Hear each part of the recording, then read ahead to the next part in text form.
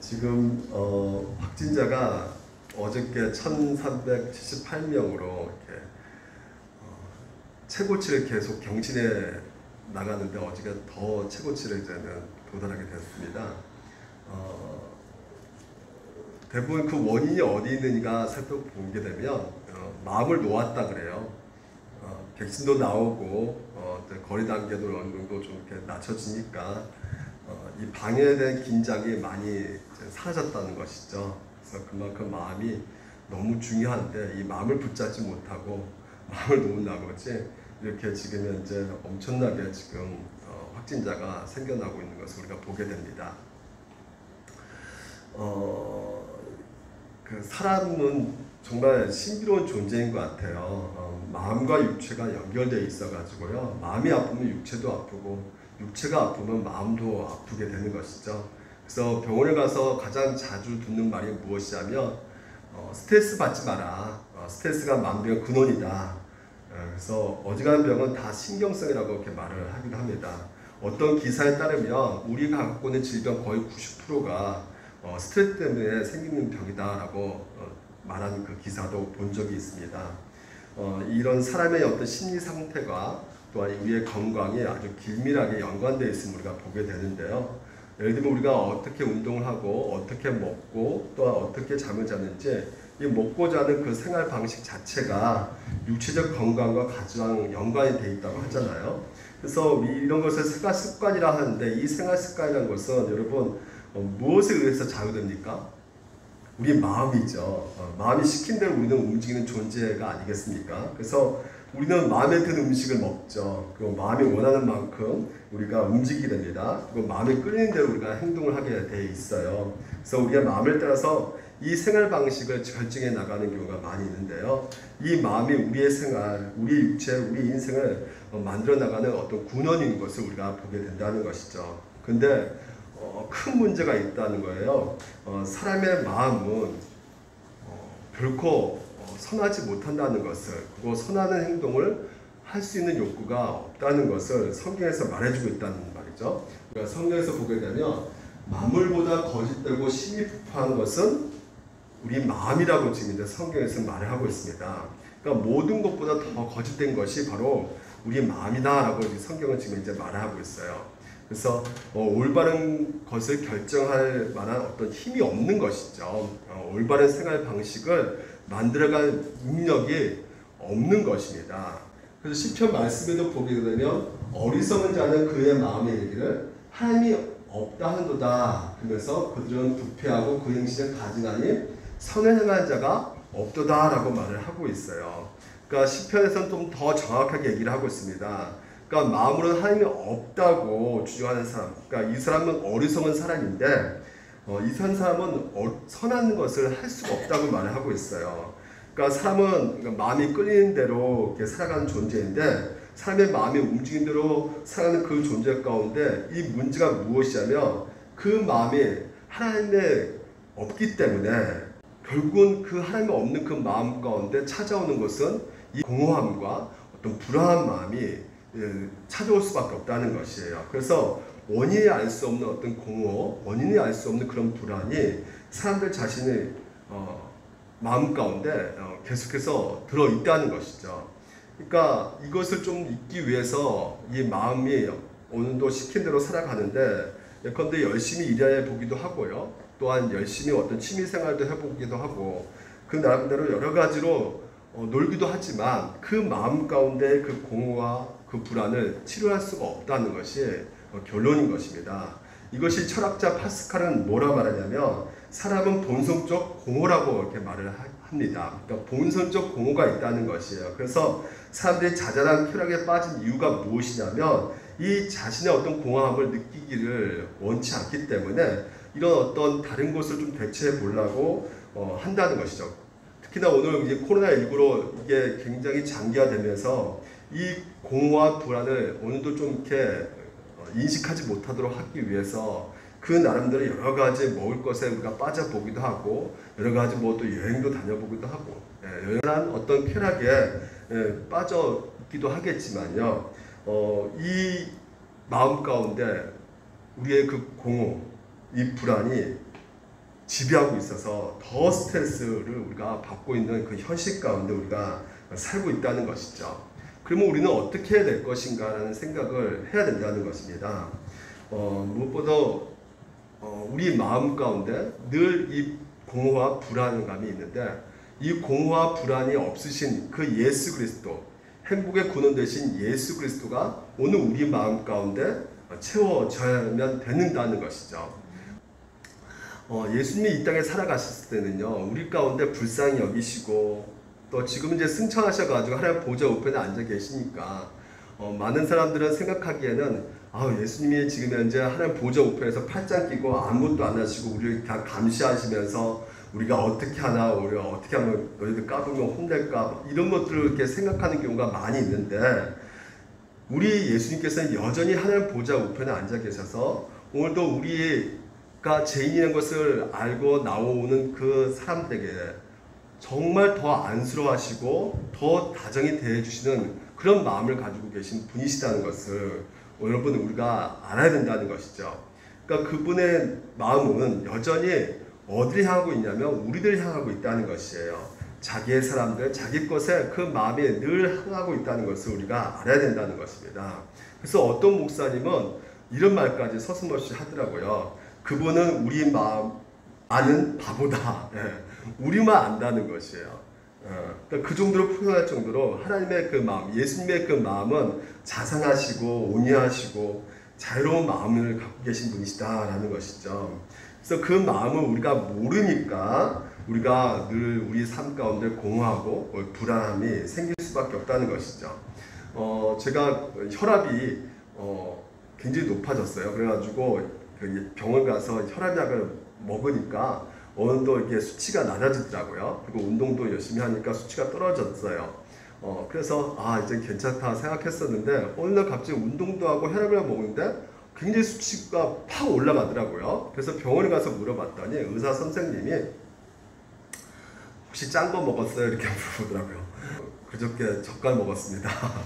젓갈을 먹으니까 짠 음식 먹으면 혈압이 굉장히 많이 올라간다고 하더라고요. 그러니까 제가 이게 모르니까 막 먹게 되는 거잖아요. 여러분 우리도 마찬가지예요. 오늘도 우리가 하나님의 마음을 모르니까 우리가 당하는 피해가 이 공허함과 이런 불안감이 생길 수밖에 없게 된다는 것이죠. 그래서 오늘 이 본문 말씀을 통해서 그 하나님의 마음, 이 예수 그리스도의 마음을 여러분 가운데 좀 아시고 누리셔서 한 주 동안 여러분 가운데 이런 공허한 마음, 불안한 마음, 지금 코로나19 때는 많이 더 생기고 있지 않습니까? 이런 마음이 사그라지는 시간이 됐으면 좋겠습니다. 그래서 먼저 오늘 여러분 가운데 이 세 가지를 우리가 좀 살펴보려고 해요. 그리스도의 마음을 알기 위해서 이 세 가지를 알아야 되는데, 첫 번째는 믿음에 대해서 우리가 살펴볼 것이고요. 두 번째는 이 죄와 제사함에 대해서 여러분과 같이 살펴볼 것이고, 이 바탕을 통해서 우리의 주님의 마음, 그리스도의 마음을 우리가 좀 더 구체적으로 우리가 살펴보도록 하겠습니다. 오늘 이제 본문 말씀을 우리가 읽었듯이 보면 지금 예수님이 아주 치열한 사역 가운데 있음을 우리가 보게 됐죠. 지난주에도 보게 되면 많은 사람들이 무리를 지어서 예수님을 따라오고 쫓아오는 것을 보게 됩니다.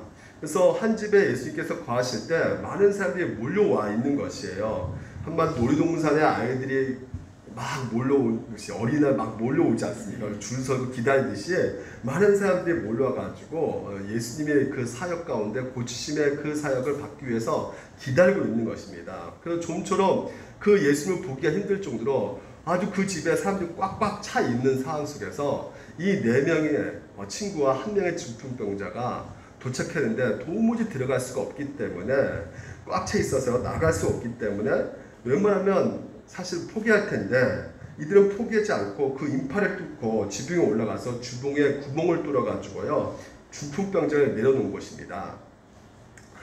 사실 그 집주인이 누군지 모르겠지만 굉장히 황당하겠죠. 내 집인데 지붕을 뚫어가지고 중풍병자 한 사람 내려오게 되면 얼마나 그 집주인이 화가 났을까요? 근데 예수님께서는 화나지 않으시고 다른 시각으로 이 친구들을, 그 중풍병자를 보고 계신다는 것이에요. 어떻게 보고 계시냐면요. 자, 예수께서 뭘 봤다는 것이에요? 그들의 믿음을 보셨다는 것이에요. 예수님께서는 그들의 믿음을 보시고, 그러니까 이 믿음은 누구의 믿음이냐, 중풍병자의 믿음이냐, 아니면 친구 네 명의 믿음이냐, 뭐 여러 가지 학자들의 주장이 다 있겠지만요. 저는 다 같은 그들을 보시고 지금 현재 그들의 병을, 중풍병자의 병을 고쳤다고 저는 생각하거든요. 근데 여기서 구체적인 것은 여러분과 같이 나누고 싶은 것은 도대체 이 믿음, 어떤 점을 보고 도대체 어떤 행동을 그들이 했길래 이들에게 그 믿음을 보고 지금 현재 예수님께서 고쳐주셨는가라는 것이죠. 그러니까 예수님 믿음을 보셨다고 할 때 이들의 행동의 어떤 무례함이나 무모함을 믿음으로 보시지는 않으셨을 것이에요. 그러면 무엇을 보시고 믿음이라고 여겨주셨을까? 무엇일까요? 바로 이들의 마음 가운데 간절함이라는 것이죠. 즉 예수님이 아니면 안 된다는, 예수님이 반드시 필요하다는 그 절박함과 간절함과 그 예수님의 절대적으로 의존하는 그 마음이 믿음으로 예수님께서는 보셨던 것입니다. 그러니까 만약에 이들에게 이런 간절한 마음이 없었다면 어떻게 되었을까요? 문 앞까지 인파 가득 찬 것을 보고 도무지 헤집어 들어갈 수 없을 때 이들은 포기했다면 어떻게 됐을까요?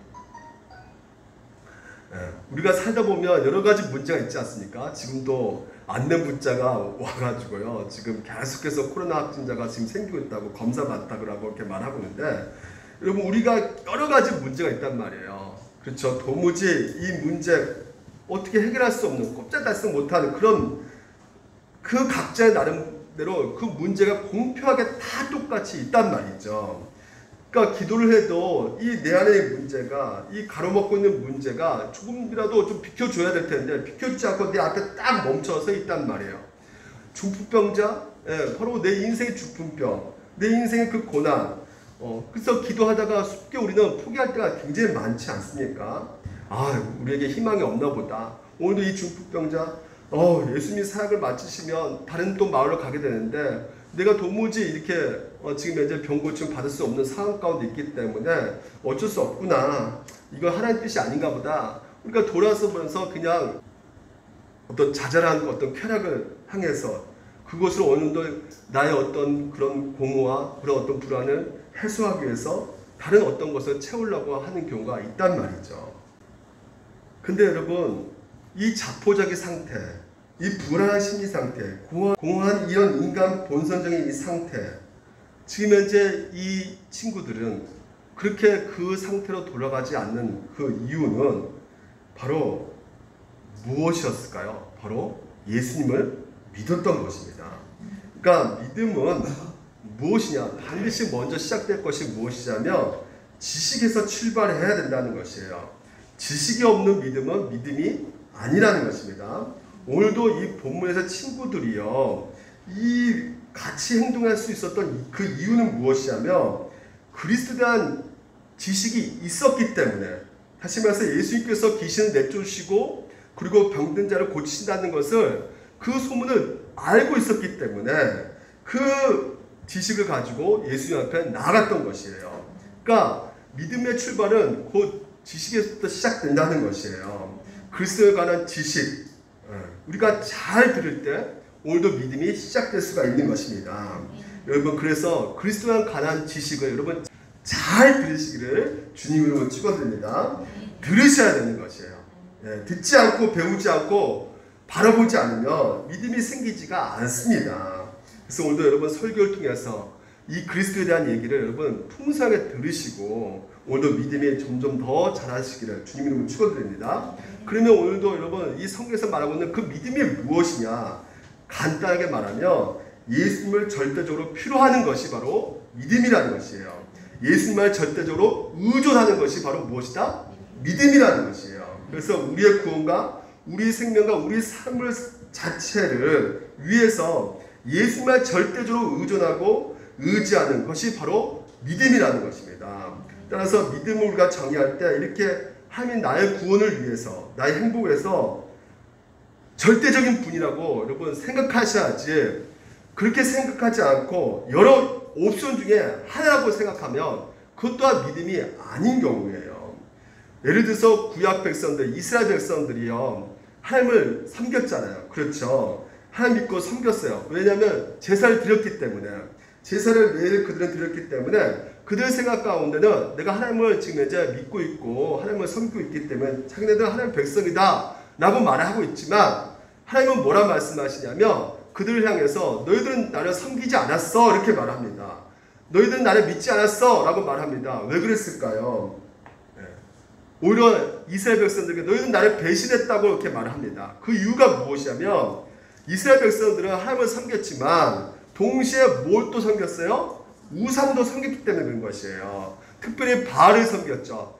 그 당시만 해도 이 다신론의 영을 받아가지고요, 이 비를 내려준 신이 있다고 생각하는 그 신을 이들 가운데 생각이 들어서 하나님도 섬기지만 이 비도 내려주니까, 바알 신을 섬기면 비도 내려주니까 이 두 신을 같이 섬기며 우리에게 주는 이익은 2배가 되겠다라는 생각하는 가운데 우상을 섬겼다는 말이죠. 그래서 하나님이 요구하는 것이 무엇입니까? 1계명 가운데 나 외에는 다른 신을 내게 두지 말라고 명령하셨죠. 이 원을 살펴보면 나의 얼굴 외에 다른 신을 두지 말라 이렇게 되어 있어요. 나 얼굴 외에. 다시 말해서 그 말이 무슨 말이냐면 하나님 얼굴 앞에 다른 신을 둔다는 것은 무엇이냐면 하나님과 나란히 놓고 하나님의 동격의 어떤 신으로 둔다는 의미가 된다는 것이거든요. 그렇기 때문에 이 믿음이라는 것은 여러분 오직 하나님만 믿는 것이에요. 아멘? 그래서 성경에서는 이것을 뭐라 표현하냐면 남편과 부부관계로, 이렇게 남편과 아내의 그 부부관계로 성경에서는 설명하고 있단 말이죠. 신앙에서도 신랑과 신부로 이렇게 설명하고 있어요. 그래서 그의 몸된 성도들은 바로 신부라고 얘기를 하고 있거든요. 그러니까 예를 들면 어느 날 부인이 남편한테 와가지고 이 사람 남자친구야. 나 당신을 사랑하지만 이 남자친구도 너무나 사랑해. 그래서 이 남자 포기할 수도 없고 당신도 포기할 수 없으니까 나 좀 이해해줘. 여러분 이런 말 들었을 때 남편이 그래. 그래도 여전히 나를 사랑한다고 말했으니까 굉장히 마음이 찝찝하지만 이 남자 아내가 사랑한다니까 나도 같이 사랑하면서 그냥 같이 영원히 살아야지. 여러분 그 남자 진짜 그거 사랑이라고 말할 수 있겠습니까? 남편이요? 아니죠. 여자를 사랑하지 않는 거죠. 그러니까 이런 이유로 하나님의 이스라엘 죄를 지적했을 때도요, 특별히 우상 숭배하는 그 죄를 지적했을 때 뭐라 표현했냐면 너희는 간음했다. 그러니까 너희 남편이 여호와 하나님을 배신이다. 간음죄를 저질렀다. 이렇게 말씀을 하셨던 것이죠. 그러니까 여러분 나란히 하나님과 나란히 동격으로 놓는 것, 하나님의 다른 것을, 이것은 진정한 믿음이 아닌 것입니다. 오늘도 우리에게도 동일하게 해당되는 것이에요.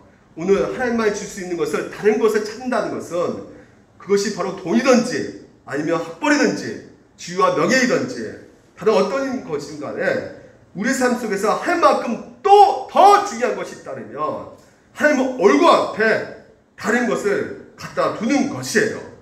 그것을 보고 하나님께서는 우리 보고 믿음이라 여기지 않고 뭐라 말합니까? 우상 숭배하고 있다 이렇게 말하고 있다는 것이죠. 오늘 여러분 이 믿음에 대해서 오늘 우리가 생각해 보셔야 되는 것이에요. 우리가 보통 당신 믿음이 좋네, 정말 믿음 진짜 깊어 이렇게 말하잖아요. 또 어떤 사람에게는 믿음 형편없어, 믿음 약해 이렇게 말하지 않습니까? 근데 이게 다른 사람 믿음에 대해서 보통 이렇게 말을 표현할 때 이런 표현들은 이런 믿음이 바로 어떤 영적인 어떤 능력과 자질이 이게 우리 안에 있는 것 같이 말하고 있단 말이에요. 근데 그렇습니까? 그렇지가 않죠. 아까도 말씀드렸지만 믿음 자체가요 어떤 것이냐면 하나님 아니면 나는 아무것도 아니야. 하나님 아니시면 나는 아무것도 할 수 없어. 소망도 없고 나는 뭐 어떤 걸 이룰 수도 없는 존재야. 그래서 나는 전폭적으로 하나님을 의지할 수밖에 없어. 하나님을 믿을 수밖에 없어. 이게 바로 오늘 우리의 믿음이 고백이거든요. 근데 자신의 어떤 영적 능력과 자질을 내세운다면 그때부터 그것은 믿음이 아니게 되는 것이죠. 믿음이라는 것은 우리의 어떤 영적 능력과 자질이 될 수가 없다는 것입니다. 우리는 하나님 앞에 우리의 어떠함을 내세울 필요가 없는 것이에요. 왜? 우리 행위로는 그 어떤 것도 구원을 이룰 수도 없는 것이고 우리 행위로는 의로움을 만들 수도 없을 것이고 우리 행위로는 결코 거룩하게 만들지 못하기 때문에 우리의 믿음의 어떤 강함, 우리의 믿음의 어떤 탁월함을 보시고 우리 하나님께서 우리를 받아주신 것이 아니라 우리 고백. 그래서 하나님, 나는 죄인입니다. 나는 하나님 없이는 아무것도 아닙니다. 나 스스로 구원할 수도 없고 나는 온전히 살아갈 수가 없습니다. 하나님만이 나의 주인이 되어주셔야만 됩니다. 나의 구원자가 되어주셔야 됩니다. 나를 받아주시옵소서, 나를 살려주시옵소서, 나를 도와주시옵소서.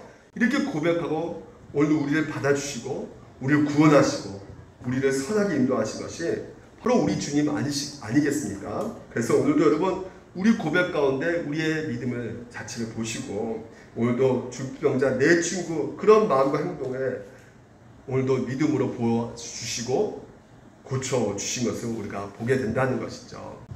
두 번째는요, 예수께서 그들의 믿음을 보시고 중풍병자에게 이르시되 작은 자여 내 제사함을 받았느니라 하시니라 이렇게 말하고 있어요. 보통 여러분 이 중풍병자 입장이라면 제사함 받았느니라, 그러니까 모든 죄가 용서받았다 이 말씀하신 것이 여러분 중풍병자가 원하는 대답일까요? 중풍병자 이렇게 인파를 해치고 지붕을 뚫고 예수 앞에 딱 나갔을 때 예수님께 첫 번째로 들었던 말씀이 너 죄가 용서받았다 이게 아니라 소자야 일어나 걸어라, 너 병이 완전히 깨끗이 나았다 이 말씀을 오히려 더 기대하고 나아가지 않았겠습니까? 근데 그 기대와 달리 너희 죄가 용서받았다 말씀을 지금 현재 예수님께서 하고 계신다는 것이죠. 그러니까 예수님께서 이들이 원했던 답이 아니라 이 제사함을 먼저 선언하신 이유가 무엇일까? 무엇일까요? 그렇습니다. 예수님은 중풍병자에게 인생의 본질적인 문제, 인생의 궁극적인 문제가 바로 무엇인지를 알려주고 계신다는 것이죠. 자신이 지금 앓고 있는 그 몹쓸병, 중풍병이 자신 인생의 가장 큰 문제라고 생각하고 가장 궁극적인 문제라고 여기면서 지금 현재 이 중풍병자 예수께 나왔지만, 그러니까 오랫동안 누워있으면서 아마 늘 낙심하고 절망하면서 아마 그의 삶은 산산조각 나가지고요, 그 고통의 연속적인 어떤 삶 가운데 내가 왜 이렇게 이 인생을 보내야 되는 것인가, 왜 이렇게 비참을 보내야 되는 것인가 하면서 나의 가장 큰 문제가 이 중풍병이다. 그래서 이 중풍병만 고치면 내가 진짜 행복해질 수 있지 않은가, 나의 영혼이 진짜 만족되질 수 있지 않을까 이렇게 생각했었는데, 이런 것은 누구에게나 다 있잖아요. 그렇죠? 있지 않습니까? 우리에게도 이것만 있으면, 이것만 얻으면, 내가 이 자리에만 올라가면, 혹시 이 사람하고만 결혼하면, 이 학교만 들어가면, 이 직장에만 들어가면, 이런 것들이 우리에게 다 있단 말이에요. 이런 것을 우리가 얻게 되고 이런 것을 이루게 되면 난 진정으로 내가 행복하게 될 것인데, 여러분 근데 진짜 행복하고 만족하게 됩니까? 그렇지가 않습니다. 성경에서 분명히 말하고 있어요. 전도서에 솔로몬이 모든 것을 다 가지지 않습니까? 어떤 왕이에요? 모든 것을 다 가지고 모든 것이 자기 원하는 것을 다 이룬 왕이란 말이죠. 부족함이 없었던 왕이에요. 근데 그 인생 결말에 쓴 마지막 전도서의 그 글에는 뭐가 나와 있습니까? 바로 결론이 뭐예요? 모든 것이 헛되고 헛되다 이렇게 결론을 내렸던 것이죠. 그러니까 이것만 얻으면, 이것만 이루면, 이 사람과 결혼하면, 이 사람을 나의 아내로 첩으로 이렇게 두게 되면 난 진정으로 행복해질 거야, 난 진짜로 만족하게 될 것이라 생각했지만 실제로 그 모든 것을 얻고 이룬 후에 그 모든 것이 자기 자신을 채우지 못한다는 것을 이 솔로몬은 깨달았던 것이죠. 그래서 그토록 얻고자 했던 그 모든 것을 이루고자 했던 모든 것들이 다 그의 말 가운데 헛되고 헛되도다 이렇게 말을 했던 것입니다. 중풍병자에게도 이 병이 삶의 근본적인 문제가 아니었던 것이에요. 물론 그에게 큰 문제긴 할 수 있겠지만요, 그의 인생 가운데 궁극적인 문제는 아니었습니다. 그러니까 예수님께서 말씀하신 것처럼 그 중풍병자의 가장 근본적인 문제가, 더 나아가 모든 삶의 근본적인 문제가 다른 어떤 것이 아니라 무엇입니까? 바로 제 문제라는 것이에요. 하나님과의 나의 관계의 문제라는 것이에요. 이렇게 인생의 해답으로 여기던 것을 우리가 얻어도, 내가 이것만 있으면 이것을 얻는다 할지라도, 이룬다 할지라도 하나님과의 관계가 깨트려져 있다면, 다시 말해서 하나님이 그의 인생의 중심에 계시지 않다면 그의 인생 문제는 아직까지 해결되지 않는 것이란 말이에요. 제가요, 전에 세탁기 있잖아요. 세탁기에 이상한 소리가 나가지고요, 한번 봤어요. 봤더니 왜 소리가 날까 봤더니 이 통의 중심이, 이 세탁기 통이 있잖아요, 이 중심이 이렇게 이탈되어 있더라고요. 그러니까 이게 돌리니까 이게 중심을 딱 잡고 있어야 되는데 이게 돌리니까 이렇게 틀어져 버리니까 이게 큰 소리가 막 나던 것이죠. 그러니까 이 통을 중심을 딱 맞지 않으면요, 어떻게 될까요? 어떤 옷을 넣는다 할지라도요, 큰 소리가 나게 마련입니다. 고급 옷을 넣으면 소리가 안 날까요? 그래도 소리가 나고, 싼 옷을 넣어도 소리가 나요, 안 나요? 난단 말이에요. 그러니까 무엇을 넣는 게 문제가 아니라 그 중심에 올바로 맞춰져 있는지 아니면 틀어져 있는지, 이게 문제라는 것입니다. 우리 인생도 마찬가지라는 것이에요. 여러분, 이 세탁기 통이 세탁기 중심이 되어야 되는 것처럼 하나님도 우리 삶의 중심이 되어야 된다는 것이에요. 만약에 하나님이 우리 삶의 중심에 계시지 않는다면요, 하나님과 우리 사이의 관계가 죄로 인해서 깨트려져 있다면 우리 인생은 아무리 우리가 원하는 것을 얻는다 할지라도 여전히 우리는 고장난 소리가 들려지는 세탁기, 틀어져 있는 그런 인생이 될 수밖에 없다는 것입니다. 고장난 삶을 우리가 살 수밖에 없게 된다는 것이에요. 그래서 예수님께서 말씀하고 계신 것이, 지금 이제 너의 병이 고침받았다, 일어나 걸어라, 이것이 아니라 처음 하신 말씀이 무엇입니까? 제 문제가 가장 큰 문제이기 때문에 너의 제사함을 받아니라 말씀하고 있는 것입니다. 일어나 걸어라 해서, 그래 일어나 걸어가지고 자유롭게 활동한다 할지라도 제 문제가 해결되지 않으면, 하나님과 관계가 회복되지 않으면, 자신의 인생 중심에 하나님과 관계되지 않는다면, 하나님이 그 인생 가운데 가장 중요하지 않게 된다면 결국은 병이 난다 할지라도 그 인생은 고장난 삶을 살아갈 수밖에 없기 때문에 하나님께서는 가장 인생의 근본적인 문제, 제사함을 받았느니라 말씀해 주심으로 말미암아 우리 인생의 궁극적인 문제를 해결해 주시길 원했던 것입니다. 여러분, 우리 한국교회가 갈수록 세속화되어 있는 것도 바로 이 문제를 놓치기 때문에 그렇단 말이에요. 예수 믿으면 돈이 저절로 생기고, 예수 믿는 자녀가 너무나 잘 되고, 예수 믿으면 재수 없는 일들이, 재수이 없는 일들이 다 인생에 잘 풀려가지고 아무 문제 없는, 심지어 또 어떤 분은 예수 믿으면 사회운동을 해가지고 사회적 문제 반드시 우리가 이런 어려운 문제 발언해야 된다, 약자 앞에 서야 돼가지고 제 문제 그런 것은 개인적 얘기고 사회의 앞부터 우리가 다뤄야 돼, 뭐 이런 분도 계시지만, 그래서 이런 분들에게는 이 제 문제 얘기하면 쉽지 않으려 해요. 물론 여러분, 예수 믿는 신령한 복을 받습니다. 아멘. 예수 믿는 마음의 평안을 얻어요. 아멘. 예수 믿으면 사회 문제, 사회 정의에 갈망하게 됩니다. 가급하게 돼요. 근데 기독교는 이런 모습이 있을지라도 본질이 아니란 말이에요. 본질이 무엇입니까? 우리 인생 가운데 가장 심각한 문제가 무엇입니까? 바로 죄 문제란 말입니다. 죄예요, 죄. 그래서 예수님이 이 땅에 오신 것이 무엇이라고요? 왜 오셨다고요? 사회 정의를 위해서 오셨습니까? 우리 사업 잘 되게 하기 위해서 예수님이 이 땅에 오신 것입니까? 아니란 말이에요. 죄 문제를 해결하기 위해서 이 땅 가운데 오셨단 말입니다. 오늘 여러분, 우리가요, 이 죄에 대한 설교를 들으셔야 된다는 것이에요. 죄가 무엇인지, 내가 얼마나 하나님을 거부하고 있는지, 내가 얼마나 본성 속에 이 세상을 더 좋아하고, 그래서 하나님을 의뢰하지 않고 하나님을 거부하고 있는 내 마음에 이런 죄된 모습이 얼마나 있는지, 이 근본적인 죄악을 여러분 살피셔야 된다는 것이죠. 그래서 여러분 인생 가운데 가장 근본적인 문제가 무엇이라고 생각하세요? 여러분 문제 해결에 그 열쇠가 어디 있다고 생각하십니까?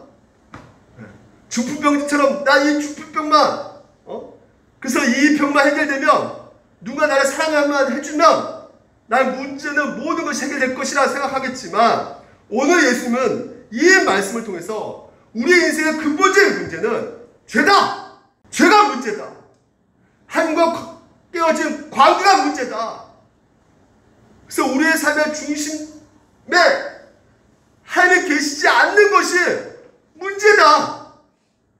그래서 그것을 유일하게 해결할 수 있는 것은 바로 예수 그리스도를 통해서 재용서받고 하나님 관계가 회복되고 그분을 통해서 하나님께서 영광을 받으시기에 하나님의 내 인생 중심으로 두고 살아가는 것이 바로 구원의 핵심이다 라고 오늘도 이 시간에 여러분 가운데 말씀해주고 있는 것입니다.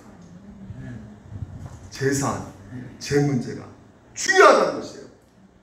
마지막 세 번째, 그래서 오늘 여러분 가운데 그리스도의 마음, 오늘 우리가 봐야 된다는 것이죠. 예수님의 마음이 어떤 마음을 갖고 계신지 우리가 알아야 된다는 것이에요. 오늘 여러분 예수님께서요 중풍병자에게 너 재산 받았니라 이렇게 말씀하신 것을 듣고 누군가가 굉장히 불쾌합니다. 언제나 하고 있어요. 그가 누굴까요? 바로 그 자리 앞에 있던 서기관들이죠. 7절 말씀 보니까요. 그 사람이 어찌 이렇게 말합니까? 신성 모독이로다. 오직 하나님 한 분 외에는 누가 능히 죄를 사하겠느냐. 그러니까 예수님이 지금 제사함을 받았느라 이렇게 말했더니 그 서기관이 당연히 그럴 수밖에 없죠. 왜요? 아니 이게 랍비 같은 인간이 선생 같은 사람이 죄 용서를 선하고 있으니까 이건 신성 모독이다. 오직 하나님만이 제사함을 할 수 있는데 네가 하나님이냐 이렇게 따져 들어가는 것이에요. 용서라는 것은 사실 죄로 인해서 피해받는 사람이 용서해 줘야 되는 거잖아요. 그렇죠. 예를 들면 민석이가 다현이한테 아주 큰 잘못을 했어요. 죄를 범했어요. 다현이한테. 다현이가 이렇게 너무 괴로워하고 어떻게 할까 막 생각 중에 있는데 갑자기 일석이가 나타나가지고 민석이 보고 나 네 죄 용서해 줄게 그러는 거예요. 그리고 다현이가 이게 뭐지? 저 인간 뭐지? 내가 용서해 주지 않았는데 왜 그 오빠 나타나서 용서해? 이거 이치 안 맞지 않습니까? 피해본 사람 다현인데 그렇잖아요. 근데 여러분 오늘 우리가 짓는 그 모든 죄 있잖아요. 모든 죄는 사실 궁극적으로 누구한테 죄 짓는 것입니까? 하나님께 죄를 짓는 거 아니겠습니까? 하나님의 법을 우리가 어기고 있잖아요. 예. 그러니까 우리가 하나님께 지은 죄란 말이죠. 그래서 우리의 모든 죄를 용서하는 유일한 분은 하나님이 되신 것이란 말이에요. 그러니까 만약 내가 다인이한테 죄를 지을 때 해도 다인이한테 내가 죄 용서받고 또 누구한테 죄 용서받아야 돼요? 하나님께 법을 어겼으니까 그 마음을 아프게 했고 상처 줬으니까 하나님께 법을 어긴 거잖아요. 그러니까 그 하나님께도 용서를 구해야 되는 것이죠. 그러니까 세 가지 지금 현재 예수께서 제 용서 받았느라 이 선한 가운데 야 신성 모독이다 이런 말한 것은 당연한 말이란 말이죠. 근데 예수님께서 뭐라 말씀하고 계시냐면요 이렇게 말하고 있어요. 9절에 중풍병에 내 재산을 받았느냐 하는 말과 일어나 내 살을 가지고 걸어가라 하는 말 중에 어느 것이 쉽겠느냐. 인자가 땅에서 죄를 사하는 권세가 있는 줄을 너희로 어떻게 해요? 알게 하라 하노라 이렇게 말하고 있어요. 지금 현재 자신이 제 용서의 권세가 있는 분을 알려주고자 했던 것이죠. 그러니까 어떤 방법을 쓰셨냐면 중풍병자 의학으로도 고칠 수 없는 이 중풍병을 예수님께서 내가 누구냐 바로 내가 신성 능력을 갖고 있는 하나님이시다는 것을 오늘 예수님께서 보여주심으로 말미암아 자기 예수님이 바로 하나님이시라는 것을 보여주심으로 말미암아 하나님만이 제사함을 할 수 있는 그 분이라는 것을 그 분이 바로 예수 그리스도이시라는 것을 오늘 이 중풍병자 고치심으로 보여주셨다는 것이죠. 근데 여기서 우리가 궁금한 점이 있는 게 뭐냐면 이 중풍병자가 회개를 했습니까? 안 했습니까? 회개했다는 말이 본문에 나타나지 않고 있어요. 회개 없이 죄 용서 받을 수 있어요? 응? 용서라는 것은 회개를 해야 되잖아요. 근데 여러분, 오늘 이 중보자는 회개하지 않는데 죄 용서를 받았단 말이니까 이게 어떻게 이렇게 가능할까 의문을 가질 수가 있단 말이죠. 죄 용서함이요 회개 없이 됩니까? 그러면 여러분 이게 어떻게 해석할 수가 있을까요? 예수님께서는요 여기서 아마도 이 중풍병자 마음을 보았을까요? 못 봤을까요? 예, 중풍병자 마음을 보셨단 말이에요. 이 중풍병자 마음에 자신의 죄를 뉘우치고 회개한 마음을 보셨을 것입니다. 그 마음을 보시고 죄 용서를 받았느니라 이렇게 선언해주고 계신다는 것이에요. 이것을 어떻게 알 수 있을까요? 오늘 본문 말씀에 힌트가 있단 말이에요. 주님은 삶의 마음과 생각을 아신다는 것이에요. 오늘 본문 보시면 그들이 속으로 이렇게 8절 보시니까 이렇게 생각할 줄을 예수께서 곧 중심으로 아시고 이렇게 되어 있단 말이죠. 그러니까 서기관의 생각과 그 마음을 예수님께서 알았다는 건 몰랐다는 거예요. 알았다는 거예요. 그러니까 각주를 보게 되면 여러분 이따 성경 보면 각주를 보게 되면 뭐라 되어 있냐면 이 중심을 아시고 그 심령으로 다시 말해서 예수님께서 자신의 영으로 자신의 영 안에서 그 사람들의 그 마음과 생각을 아셨다 이렇게 말씀하고 있단 말이죠. 그러니까 서기관들의 마음을 깨뜨려 보고 계신다는 것입니다. 이런 말씀이요 신약 성경에 나오는데요. 요한복음 이렇게 나옵니다. 예수님은 그의 몸을 그들에게 의탁하지 아니하셨으니 왜요? 예수님은 다 알고 계시기 때문에 사람들을 의탁하지 않습니다. 이는 친히 모든 사람을 어떻게 해요? 다 알고 계신다는 것이에요. 또 삶에 대하여 누구의 증언을 받으실 필요가 없었으니 이는 그가 친히 사람의 속에 있는 것을 아셨다 이렇게 말하고 있습니다. 그렇습니다. 예수님은 우리의 삶의 어떤지를 다 알고 계신 분이세요. 그래서 이미 예수께서는 다 아시고 보셨다는 것이죠. 우리의 많은 죄, 우리의 불신앙, 하나님에 대한 그 반하는 그 마음들 다 보고 계신단 말이시죠. 심지어 이 중풍병자 마음도 보셨다 안 보셨다? 보셨단 말이에요. 그러니까 예수님께 나온 이 중풍병자 마음을 보니까 자신의 이 중풍병자 죄 막상 이 중풍병자 자기가 딱 예수 앞에 나와서 보니까 이 죄가 보여지는 것이에요. 그러니까 회개한 마음을 가졌을 것입니다. 그것을 베드로가 우리 가운데 보여주고 있는데 베드로가 보시면요 누가복음 5절 보시면 베드로가요 예수님이 제자 되기 전에 뭐 했어요? 어부 방수도 물고기 잡았단 말이죠. 근데 잡혀요 안 잡혀요? 이상하게도 한 마리도 안 잡혀요. 베테랑인데 안 잡혀요. 그러니까 예수님께서 뭐라 말씀하시냐면 베드로에게 깊은 데로 가서 그물을 내려봐라. 그랬더니 진짜 그 말씀을 순종해서 내려봤더니 잡히더라 이거요. 너무 많이 잡히더라 이거요. 그리고 그 물고기를 다 잡고 나서 이제 육지에 딱 도착하자마자 예수님께 무릎 꿇고 이 베드로가 했던 말이 무엇이냐면 나는 죄인입니다. 나를 떠나소서 이렇게 고백하는 거예요. 여러분 이상하지 않습니까? 네? 예수님께서 베드로에게 죄를 지적한 적이 없는데 베드로가 나는 죄인이에요. 예수님께 너 이런 저런 죄 지었지 이렇게 말한 적이 없는데 그럼에도 불구하고 예수님께 앞에 나와가지고 나는 죄인입니다 이렇게 말하고 있단 말이죠. 그래서 나를 떠나주세요 이렇게 말하고 있단 말이죠. 무엇 때문에 그럴까요? 예수님 그 죄를 지적하지 않았지만 베드로는 뭘 봤습니까? 예수님의 신적인 능력을 보고 그분의 거룩하신 앞에 서가지고 자신의 죄임을 깨닫게 되었던 것이죠. 자신이 예수님께 합당하지 않는 자임을 깨닫게 돼가지고 예수님 나를 떠나소서 이렇게 간청했던 것입니다. 마찬가지로 중풍병자도 예수님께 나올 때 이런 마음을 가졌을 것이에요. 그의 거룩하신 앞에 섰을 때 자신이 고칠 수 없는 이 중풍병 육신의 연약함만 보았을 뿐만 아니라 자신의 마음에 하나님의 얼마나 합당하지 못한 더럽고 추악한 그 죄로 가득 차 있는지 그래서 거룩하신 예수님 앞에 쓸 수가 없는 자라는 것을 마음속에 깨닫던 것입니다. 그래서 그런 마음으로 죄를 뉘우치고 회개하고 있는 상황 속에서 입술로 고백하지 않았지만 예수께서 먼저 그것을 다 아시고 너의 죄가 용서함 받았다 선언해주고 있는 것이 바로 이 사건인 것입니다.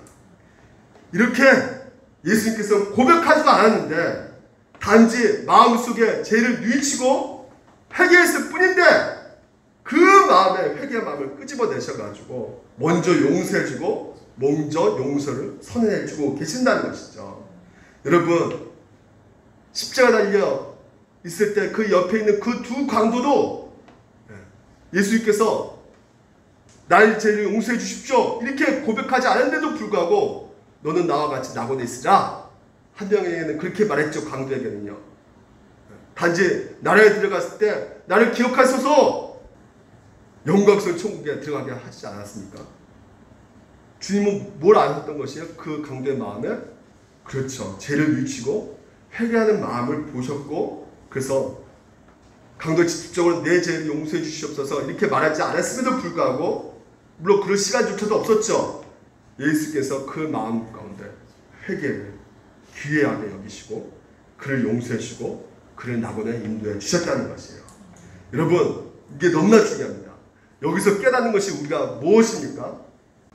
우리가 생각하는 것보다 우리가 바라고 원하는 것보다도 예수님이 우리를 더 많이 용서해 주기를 원하시고 우리보다 먼저 우리를 용서해 주기를 원하시는 분임을 오늘도 우리가 이 말씀을 통해서 깨닫게 된다는 것이에요.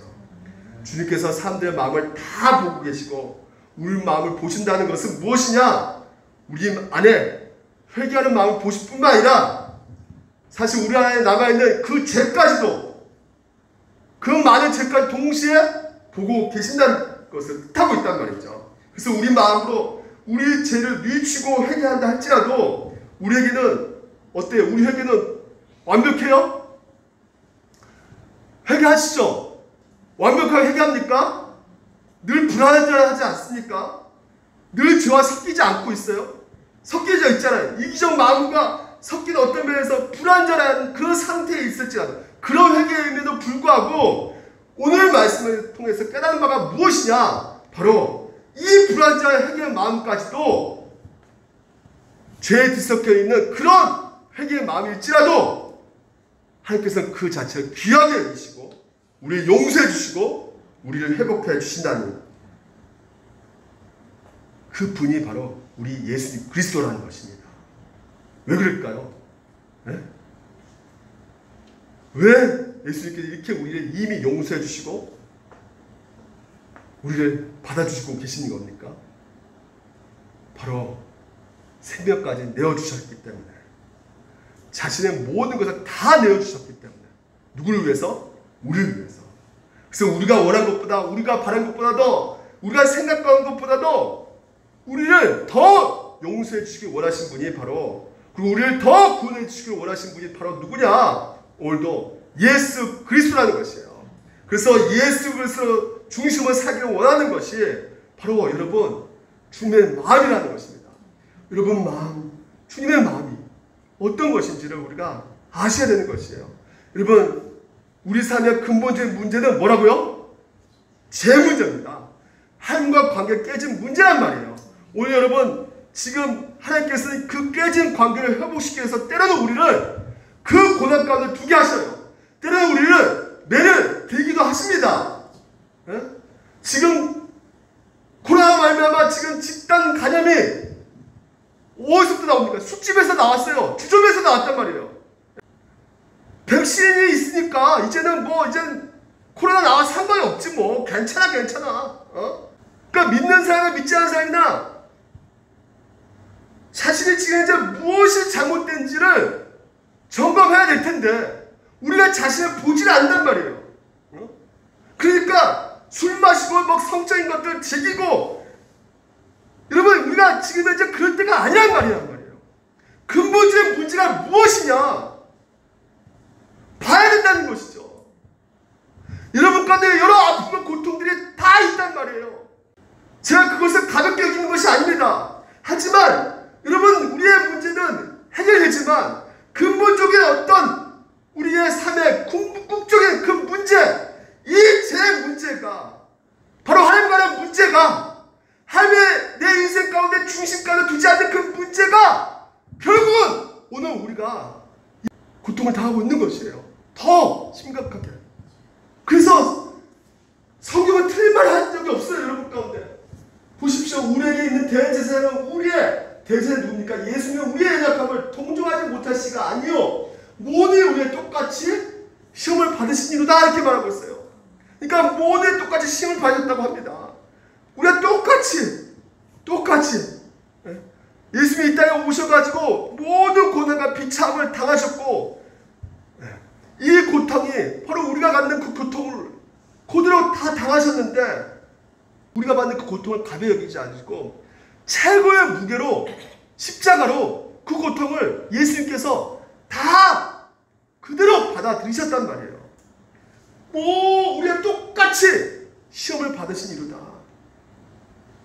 그래서 자신은 모든 고난 하나하나 당하심으로 말미암아 그분의 마음은 우리 중에 누구보다도 여리고 섬세하셔가지고 결국 그분의 마음이 사랑과 긍휼이 가득하게 된 것이에요. 그래서 여러분 오늘 우리가 죄로 실망하고 괴로워하는 우리보다도 예수님께서는 더욱더 우리를 보시고 괴로워하신다는 걸 여러분 믿으시기 바랍니다.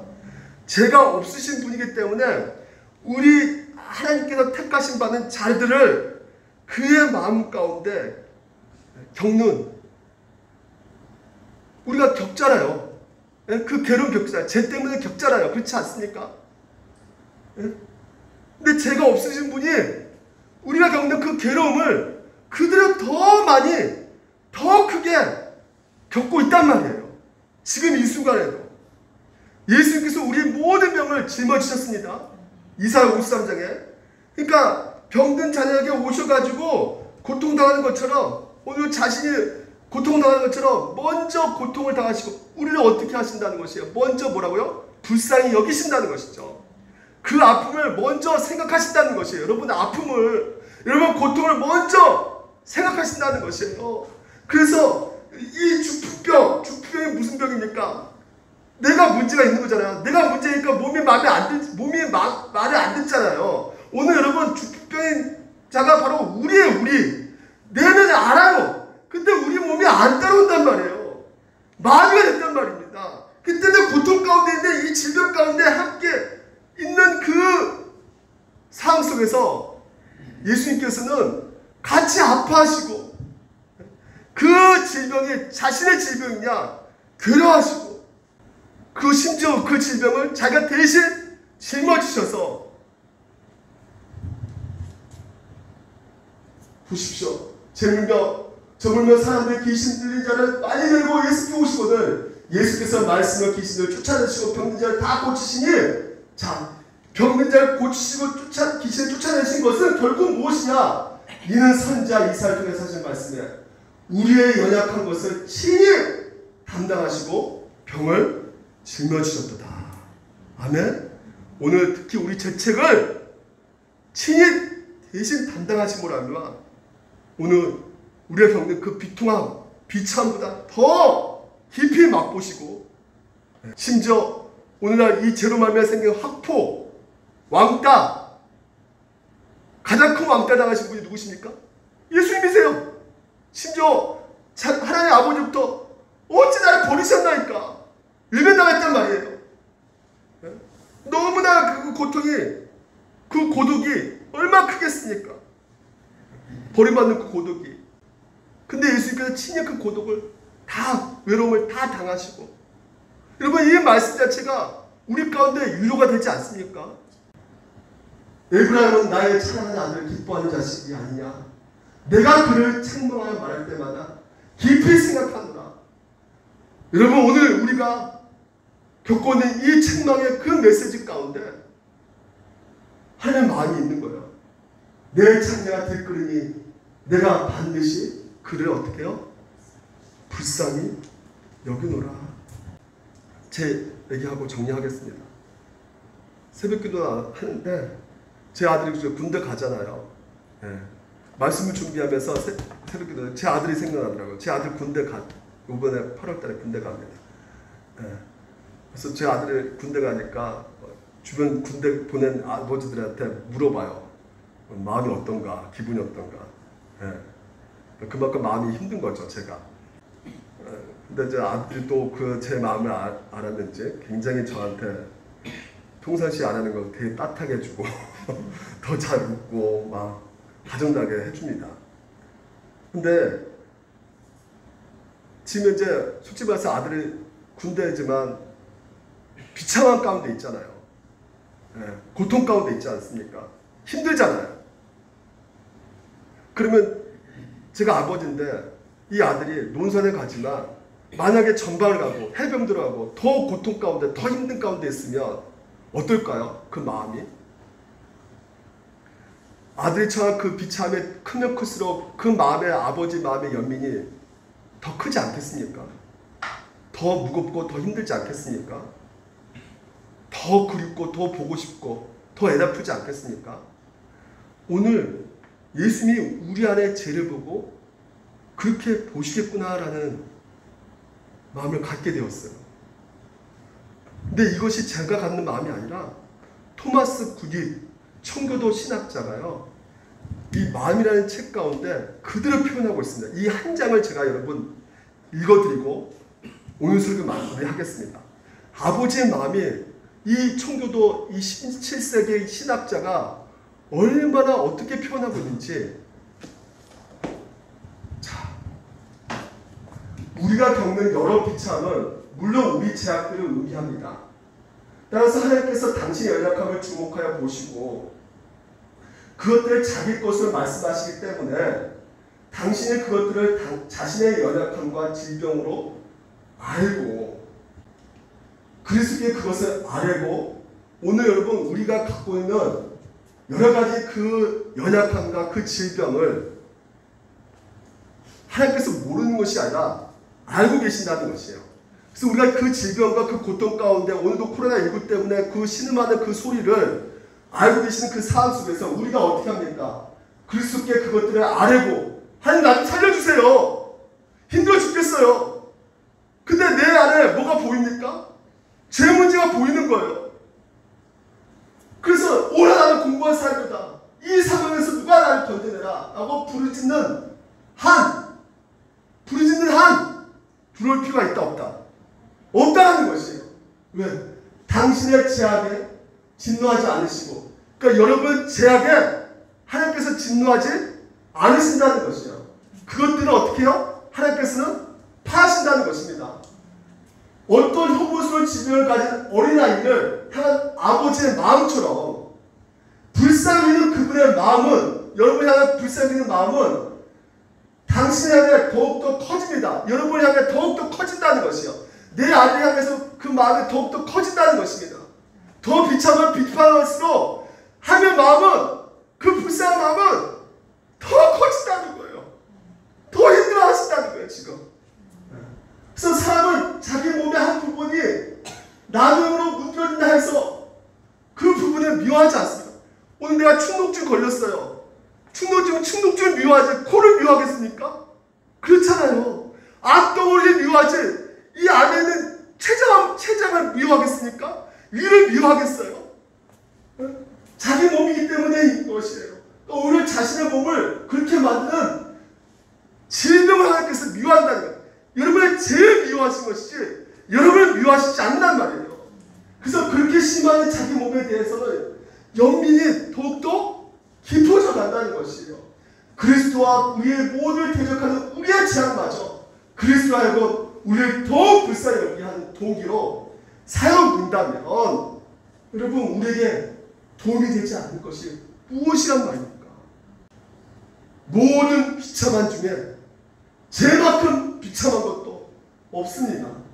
당신 스스로 자기 안에 있는 죄를 이렇게 본다면, 여러분 스스로 그 죄를 본다면 그리스도 역시 여러분 안에서 있는 죄를 그렇게 보실 것입니다. 그리스도께서는 당신은 사랑하고 여러분의 죄를 미워하십니다. 그분의 주권은 모두 사라지고, 여러분 하나님이 저주, 심판 이런 거 아니란 말이에요. 오늘 확진자 몇 천만 명이 생긴다 할지라도 여러분을 저주하면서 내는 것이 아니란 말입니다.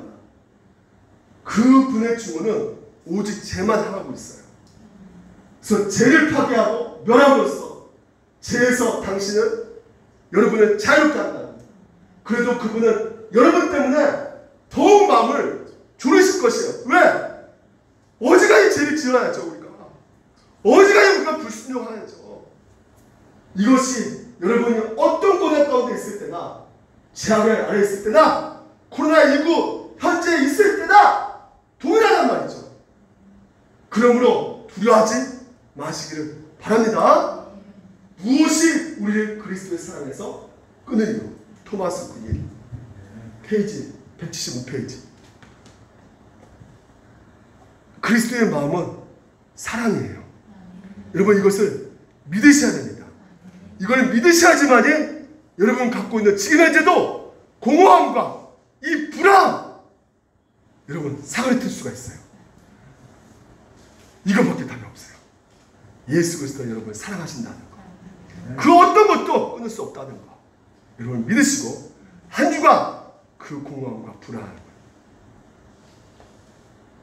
주님의 사랑을 채워나가시길 주님을 축원드립니다. 기도하겠습니다.